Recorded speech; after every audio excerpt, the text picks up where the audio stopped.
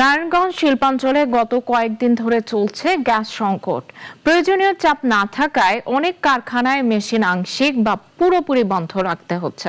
এতে উৎপাদন কমে যাওয়ার পাশাপাশি বাড়ছে ব্যয়, আর শঙ্কা তৈরি হয়েছে সময় মতো রপ্তানি আদেশ বাস্তবায়নেও।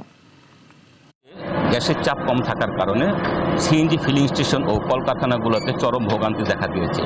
বিশেষ করে সিএনজি স্টেশনগুলোতে যানবাহনের চালকদের ঘন্টার পর ঘন্টা অপেক্ষা করে গ্যাস সংগ্রহ করতে দেখা দিয়েছে।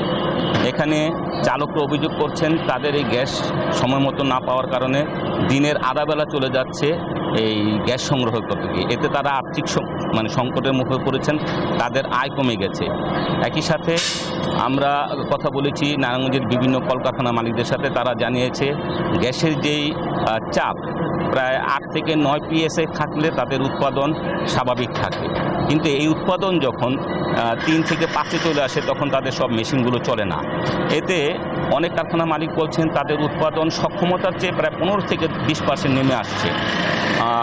বিশেষ করে ডাইং ফ্যাক্টরি রপ্তানিমুখী যেই কারখানাগুলো আছে তারা বলতেছেন এতে তাদের রপ্তানি হুমকির মুখে পড়েছে। দ্রুত যদি তাদের এই গ্যাস সংকট সমাধান না হয় তাহলে রপ্তানির একটা বড় ধরনের ধাক্কা খেতে হবে তাদের। নারায়ণগঞ্জ থেকে গ্যাস সংকট নিয়ে সর্বশেষ মোহাম্মদ কামাল হোসেন, নাগরিক টেলিভিশন।